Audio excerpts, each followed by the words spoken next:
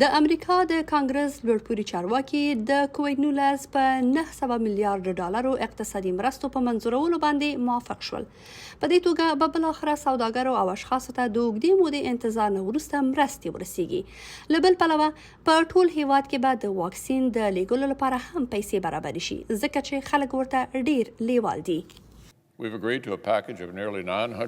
موږ د شاوخوا 900 میلیارډ ډالرو د مرستو کڅوړه باندې موافقه کړې ده. دا مرستې د ځانګړو پالیسیو د تطبیق لپاره منظور شوې دي، څو وکولای شي چې د ځپل شوي امریکایانو سره مرسته وکړو. هغوی ټولو دغو مرستو ته خورا ډیر انتظار وکړ. د امریکا د استازو د مجلس مشرې نانسي پلوسی ژمنه وکړه چې د منتخب ولسمشر جو بایدن واک ته د رسیدو نه وروسته به نورې مرستې هم وشي.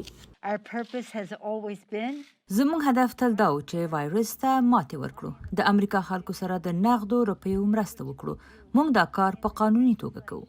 د دواړو جرګو مشرانو قانون جوړونکو ته خبر ورکړ چې دوی به د دوشنبې په ورځ دې قانون ته رایه ورکړي او سناتوران به هم د دوشنبې په ورځ رایه ورکوي.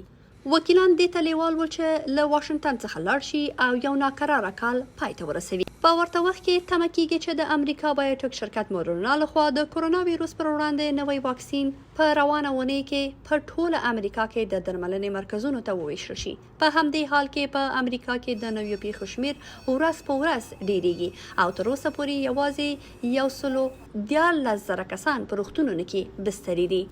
سره له دې چې د فایزر واکسین 6 تنو واکسین شویو کسانو شدید حساسیت ښودلی، د امریکا د ساري ناروغیو د کنټرول او مخنیوي مرکز چارواکي وایي چې واکسین ته د لاسرسي په صورت کې ټول امریکایان باید واکسین واخلي. د دې واکسین د کولو سپارښتنه په پراخه کچه هر چاته شوې ده، ځکه موږ پوهیږو چې دا واکسین 95% موثر دی.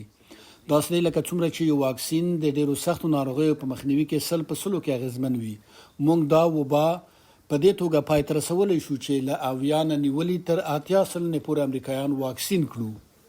د مورنا شرکت د واکسین د تطبیق بهیر د دوشنبې له ورځې څخه پیل کیږي. ګالیا رڼا رسنۍ، د امریکا غږ آشنا ټلویزیون، واشنګټن.